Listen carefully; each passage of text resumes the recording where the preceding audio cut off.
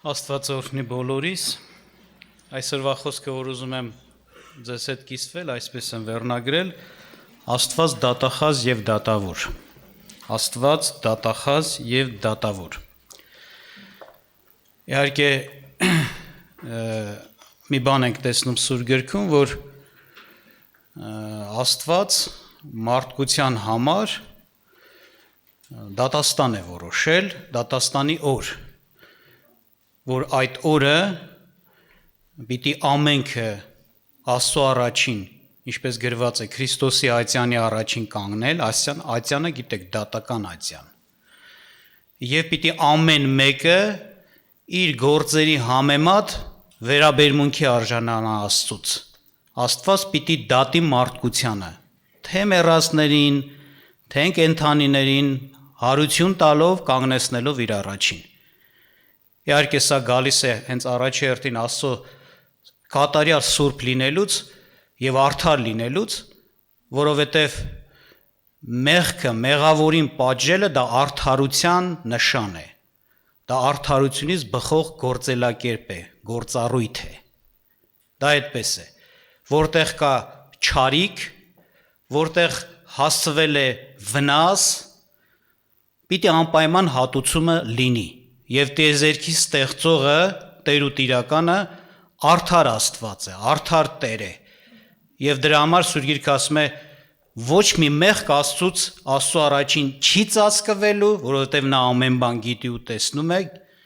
և ոչ մի մեղք առանց պատիժի չի մնալու, տեղեր կա, երբ որ մարդը մեղանչում է, Սուրբ Գիրքը ասում է, քո մեղքը քեզ կգտնի, ճիշտ է, դա անմիջապես չի կատարվում, դա հատուկ որոշված օր է, որ պիտի այդ ատյանը գումարվի, այդ դատական պրոցեսը կատարվի, բայց դա պիտի անպայման լինի, և եթե ուշադրություն դարձեցիք իմ բերած անունները, ասենց ասած դատավոր, դատախազ, սրանք իրավաբանական ոնց որ ասած տերմիններից են, այսինքն սրանք այո իրավաբանական բաներ ունեն, ասենց հիմքեր ունեն, և կուզեմ, որպեսզի Սուրբ գրքից կարդանք, տեսնենք համարներ, որ այս վկայությունը տալիս են, շատ տեղերում է Սուրբ Գիրքը ներկայացնում այս մասին, ես մի համար եմ ընտրել ուղղակի, որտեղ միաժամանակ ներկայացված է և Աստծո դատախազ լինելը, այդ դատական, ասենց ասած, ատյանում, դատարանում Աստծո, և Աստծո դատավոր լինելը, դու գիտեք, այս թեկուզ մեր սովորական պրակտիկայում առօրյայում, երբ որ դատական պրոցես է ընթանում, կա այնտեղ դատավոր և կա դատախազ, սրանք տարբեր գործառույթներ ունեն, տարբեր ֆունկցիաներ են դատական իրավական իրականացնում, և երբ որ ասում ենք դատախազ, դատավոր Աստված, սրանք տարբեր ֆունկցիաներ են, իրար սենց ասած մոտիկ, բայց տարբեր, և ես կուզեմ կարդամ Հռոմեացիս թղթից 8-րդ գլխից 30-ից մինչև 35 համարները, և այսպես է ասում Սուրբ Գիրքը, և ասում է, և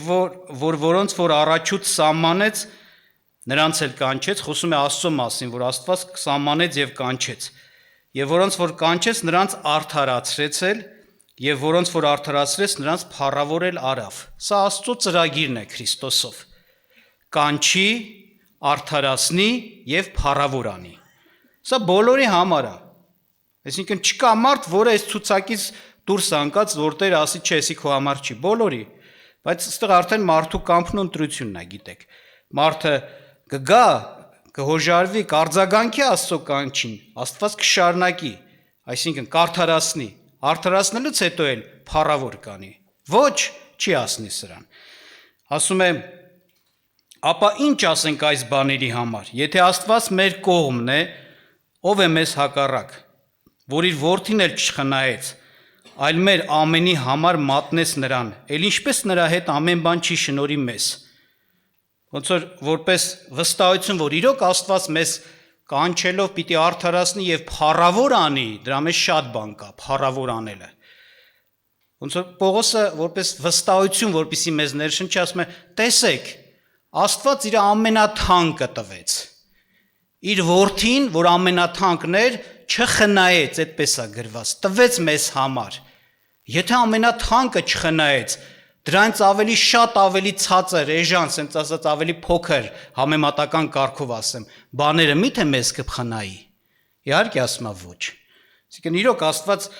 այդ սրտի տերն է եւ այդ մտադրությունը իրականացնում է մեր կյանքում, որպես ապացույց արդեն ամենամեծն է տվել, որդուն չխնայեց։ Եվ շարունակության մեջ սա ասում. ով է որ Աստծո ընտրվածների դեմ մեղադիր լինի, Աստված է որ արդարացնում է։ Նախ սրա վրա ուշադիր եղեք։ Ով է որ Աստծո ընտրվածների դեմ մեղադիր լինի, մեղադրողը ով է, Աստծո ընտրվածներին ով կարող է մեղադրել, հարց է տալիս։ Ուշադրություն դարձեք, այստեղ ասում է Աստված է, այսինքն ընդհանրապես մեղադրողը, մարդունց պահանջողը, իր սխալ կյանքի, մեղքի չարությունների համար դա Աստված է։ Նա է այդ անունի մեջ։ Դու գիտեք, օրինակի համար դատարանում, երբ որ այդ process-ը դատական ատյանը գնում է եւ դատ է գնում, այնտեղ կա դատախազ, որը նաեւ եթե այդ բառը բացատրական ներկայացվի հենց ասում են, կոչվում է պետական մեղադրող։ Այսինքն նա պետության կողմից լիազորված հատուկ անձնավորություն է, կրթված իրավաբանական, ասենք, կրթությամբ, որ գիտի պետության դրված օրենքները ամբողջությամբ, գիտի ոնց որ ասած, որ դեպքում է մարդը մեղավոր եւ այդ մեղքի համար մարդուն ինչ պատիժ է սահմանված։ Եվ գիտեք, պետական մեղադրողը, որ դատախազն է, ինքը մեղադրում է, եթե մեկը իրոք մեղադրման մեջ է, կամ էլ ինքը արդարացնում է։ Եթե մեղադրելի է, նա մեղադրում է, ասում է, օրինակի համար խախտել է այսինչ օրենքը, օրենքի այսինչ նորմը, հատվածը, եւ իր պատիժն էլ, եթե գիտեք, դատախազն է, չէ՞ առաջարկում, այսքան տարի ազատազրկում, այսքան բան, տուգանք եւ այլն, գիտեք։ Այսինքն նա պետության կողմից լիազորված, հաստատված անձ է, որ պետության մեղադրանքն է ներկայացնում պետության անունից այդ մարդուն։ Եվ ստեղ էս ասում, ով է որ մեղադրող է, ասում է Աստված։ Բայց հետաքրքիր է շարունակության մեջ, ասում է Աստված ու շարունակում է։ Բայց հենց նույն Աստված ասում է ինչ անում, հենց արդարացնողն է։ Այսինքն այստեղ բարձրում է Աստված որպես մեղադրող մարդկանց։ Դատաստանի մեջ մեղադրողը, այսպես, այսինքն դատախազը։ Բայց այսպիսի հայտարարություն է անում Պողոս, ասում է, այն նույն Աստվածը, որ ինքը հենց այդ ֆունկցիայի մեջ է, այդ անունի տերն է, նա է պահանջները ներկայացնողը, նա է մեղադրողը մարդուն իր կյանքի, սխալ կյանքի համար, ասում է, այդ նույն Աստվածը մեզ ինչ արեց, արդարացրեց։ Բնական է, եթե այդ Աստված մեղադրողն է, ու մեզ արդարացրել է, կարող է դատաստանի օրը նորից մեզի դնի մեղադրի։ Ինքը իրան կմեղադրի այդ դեպքում։ Բնական է, չի ասում, այդ Աստվածը, որ դատախազն է, այսինքն մեղադրանք ներկայացնողն է մարդու նկատմամբ, այդ Աստված արդեն մեզ արդարացրել է, նրանք ինքը իր գործը չի դառնա քանդի։ Մեր արդարացումը հավիտենական է։ Մենք հիմա ենք արդարանում, դատաստանի օրն էլ դա բացահայտվելու է։ Դուք գիտեք, դատաստանի օրը այնպես չի, որ մենակ մեղավոր մարդիկ են կանգնելու Աստծո առաջին։ Սուրբ Գիրքը ասում է, ամենքս պիտի կանգնեն Քրիստոսի ատյանի առաջին, մեծ, փոքր, արդար, մեղավոր։ Այդ օրը ամենքի համար էլ որոշում է կայացվելու։ Արդար ես, ուրեմն արդարի վարձքը ստացի։ Փառքի մտի Աստծո փառքը։ Մեղադրվեց եւ հաստատվեց եւ ապացուցվեց եւ դատը կայացավ, դատավորն է որոշումը կայացեց, հավիտենական տանջանք։ Այդպես է։ Եվ այդ օրը այո կբացահայտվի, որ մեր դատախազը, որ Աստվածն է, հենց կբացահայտի մեր արդար լինելը եւ մենք արդարի վարձ կտա։ Այդպես ասում։ Դրա համար ոնց որ էս վստահությունը, վերջ, եթե Աստված ինքն է դատախազը, մեղադրողը, բայց ինքն էլ արդարացրել է, ուրեմն ելով կարա մեզ մեղադրի։ Շատերը կարան մեղադրեն, ասեն, դուք ինչ սուրբ, դուք ինչ մաքուր, դուք ինչ արդար, կարան մեղադրեն, բայց իրանց խոսքով չի դատը կայանալու։ Իրանք դատախազը չեն։ Դատաստանի օրվա դատախազը Աստված է։ Նրա մեղադրանքով են մարդիկ դատվելու։ Պատահական չի, որ Սուրբ Գիրքը ասում է, գրքեր բացվեցին, հիշում եք այդ հատվածը, ասում է աթոռ դրվեց, մեծ սպիտակ աթոռ։ Եվ կարելի ասել նստեց Աստված, դատավորը Քրիստոս։ Եվ ասում է գրքեր բացվեցին, եւ ամեն մեկը դատվեցավ իր այդ գրքում գրված մեղքերի համեմատ։ Այսինքն բոլորի մեղքերն էլ Աստված գրում է, ֆիքսում է եւ ոչինչ չի ծածկվում եւ այդ օրը պետք է մեղադրանք առաջադրվի։ Աստված պիտի մեղադրի մարդուն իր չարությունների համար, այսինքն այդ օրը Աստված պիտի որպես դատախազ հանդես գա։ Բայց նույն օրը նաեւ Աստված դատավոր է, Քրիստոսը գիտեք, դատավոր է։ Իհարկե դատավորի ֆունկցիան էլ տարբերվում է դատախազից։ Վերջնական վճիռ կայացնողը ով է, դատավորն է։ Թեկուզ դատախազը կարա առաջարկ անի, մեղադրի եւ առաջարկի այսիշ պատիժ, բայց վերջնական վճիռ կայացնողը դատավորն է։ Դատախազը շահագրգռված է պետության շահերից ելնելով մեղադրանք առաջադրի։ Նա պետության շահն է պատրաստ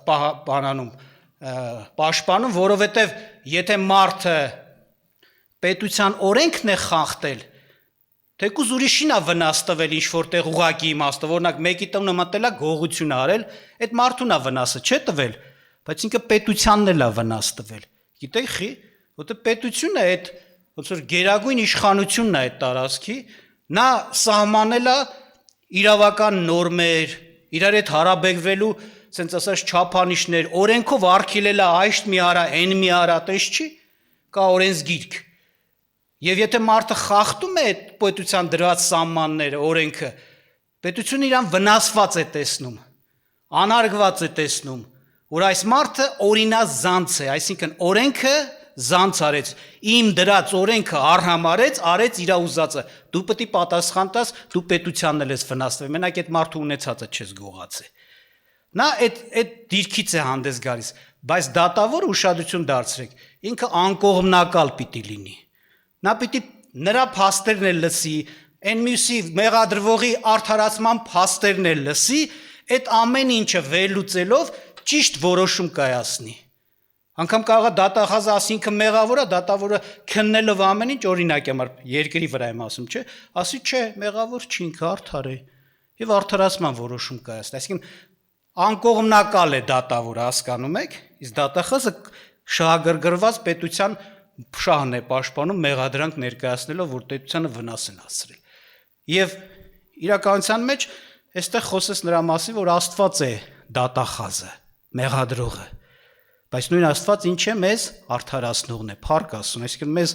մեղադրել էլ չկա, վերջացավ։ Ով ինչ կուզի թող մեղադրի։ Եվ շարունակության մեջ այսպիսի բան ասած, ուշադրություն դարձրեք։ Ասում է ով է որ դատապարտ է, Քրիստոս ասում է։ Այո, դատապարտողն էլ գիտեք Քրիստոսն, այսինքն վերջնական վճիռ կայացնողը, պեչատ կնիկ դնողը եւ հաստատողը, թե այս մարդը ինչի է արժանի, փառքի հավիտենական Աստծո հանգիստ, թե հավիտենական տանջաղ Քրիստոսն է հաստատողը։ Քրիստոսը կենթանիների եւ մեռելների դատավոր, ինչպես շատ տեղերում գրված է։ Եվ ասում է, այդ Քրիստոսը, որ մարդկանց դատողն է, մարդկանց ապագան որոշողն է հավիտենական, այդ նույն Քրիստոսի համար այսպիսի բան է ասում։ Քրիստոսը, որ մեռավ եւ ավելին, որ հարություն էլ առավ,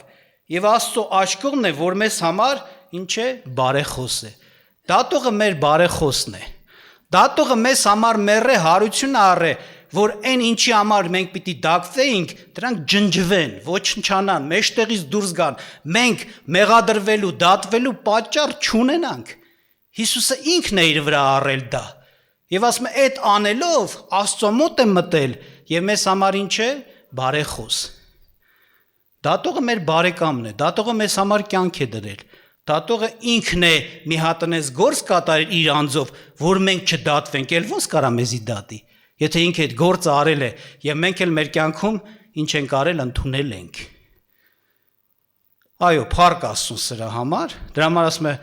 ելով կարա մեղադրի մեզ, ելով կդատի մեզ։ Մեղադրողը չի մեղադրում արդարացրել է մեզ, այսինքն դատախազը մեզ արդարացնում է, դատողն էլ մեզ համար կյանքը դվել մեր բարեխոսն է, որ մենք չդատվենք։ Փառք Տիրոջը սրա համար։ Այսի ապահովություն է այդ օրվա համար, որ այդ օրը սարսափելի ահարկու օր է լինելու։ Այդ օրը իրականացնելու Աստված իր սրտում եղած ամբողջ այդ կուտակված բարկությունը, որ պիտի թափի մեղավորի վրա։ Եվ Երանի նրանց, որոնք Քրիստոսով այս կյանքի մեջ արդարացված կկանգնեն այդ օրը Աստծո առաջին։ Բայց ամբողջ հարցը էս է, այստեղ երկու անուն էլ կա.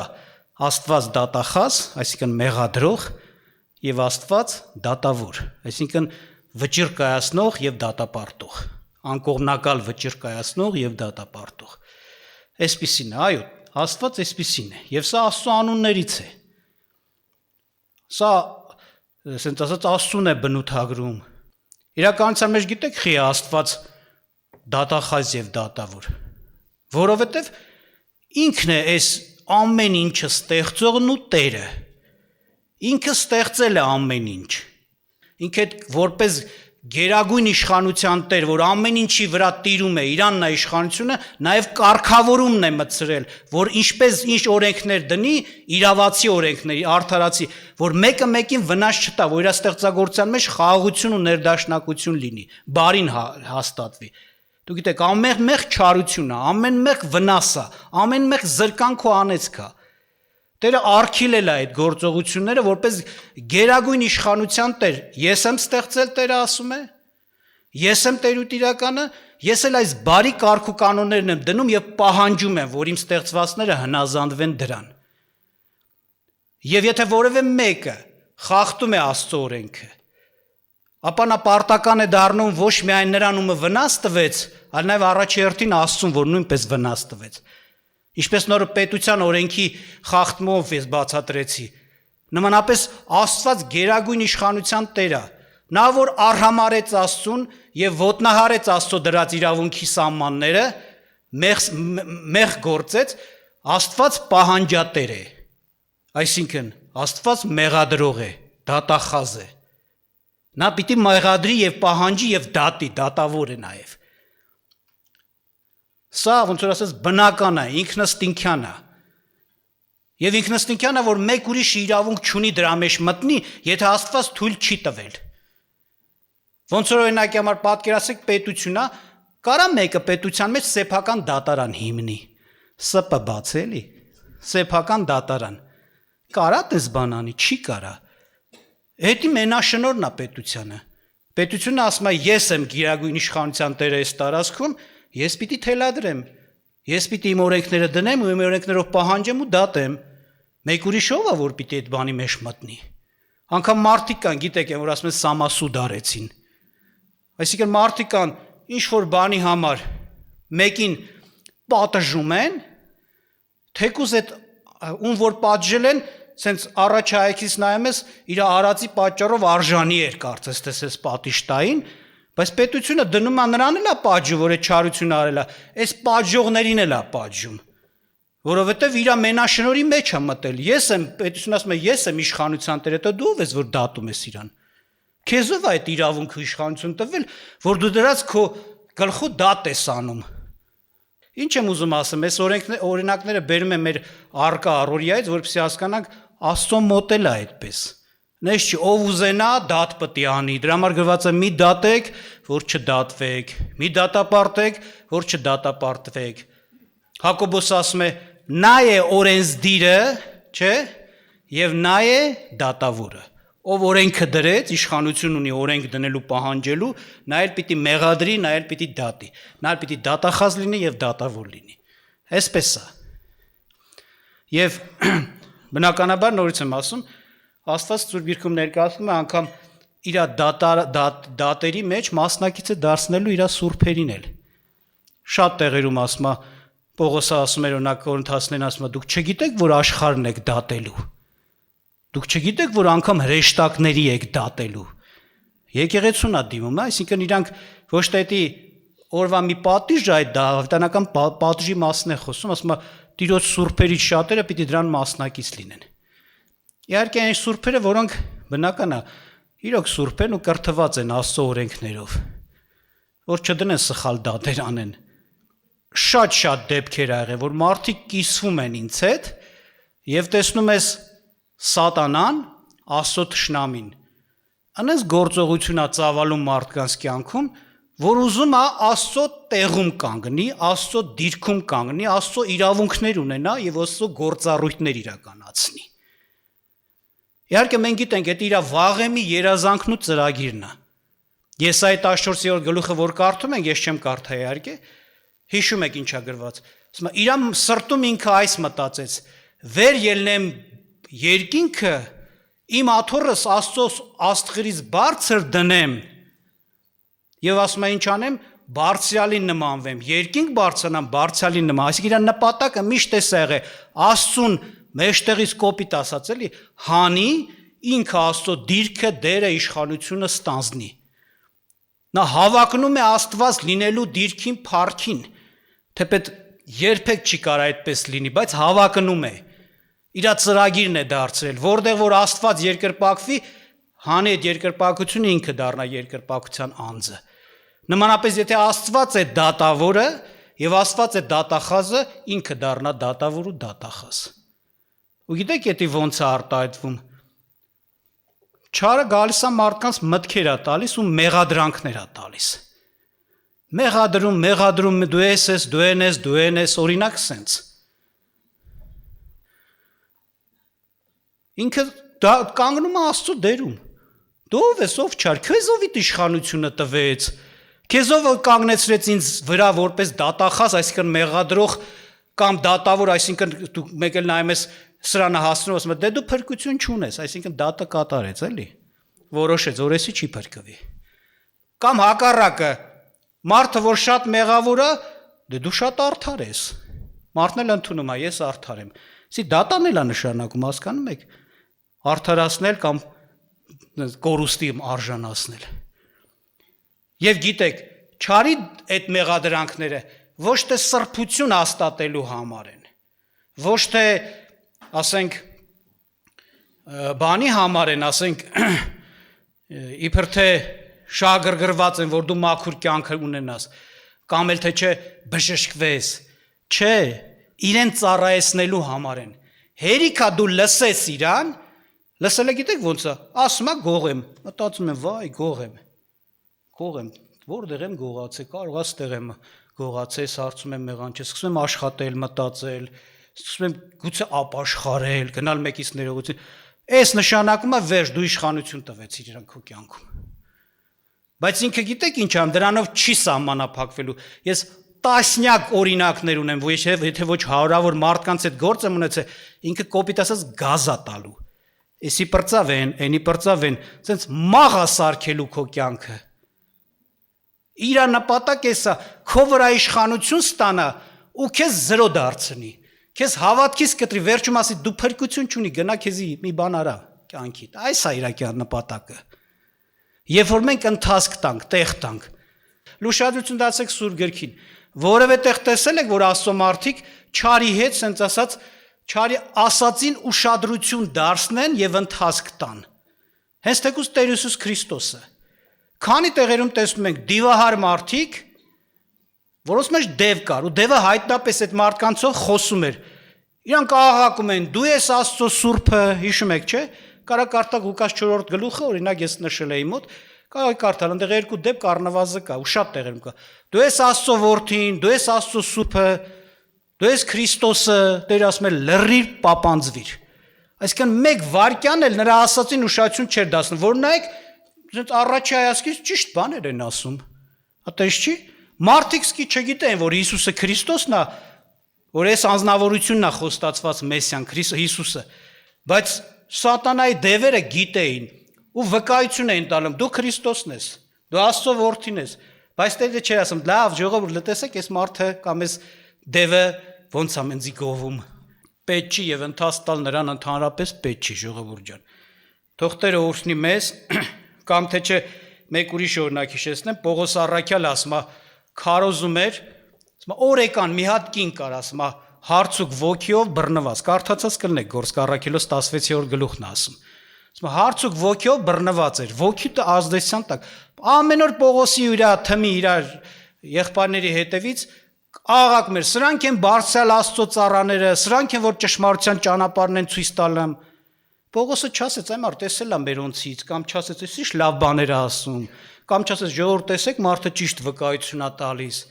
Այսինքն ինքը դրան ուշադրություն չդարձած մի վարքյան էլ իր սրտի մեջ չդրեց։ Ինչու, որտեղ ինքը գիտեր ով է խոսողը։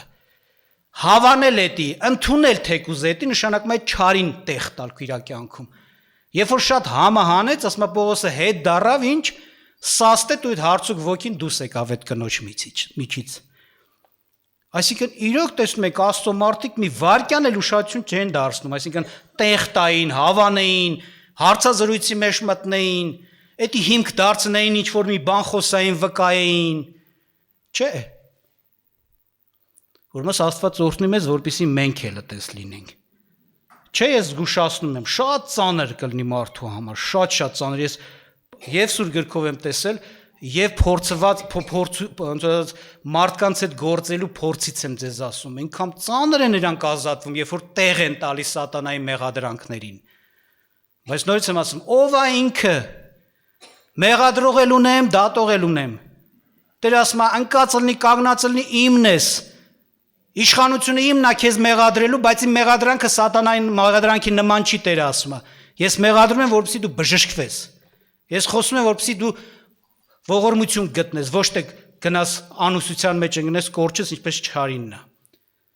Ուրեմն Տերը օրհնի մեզ, ժողովուրդ ջան, որ մենք, այո, ես էլ հոգևոր պատերազմ, ես էլ հոգևոր ճանապարհ է, իմաստությունը, որ հիմա ձեզ սուրբ գրքով սովորեցնում ենք։ Այդ պատերազմը ունեցեք։ Եվ Աստված օրհնի, այո, որ մենք Աստծո անունը, Աստծո փառքը,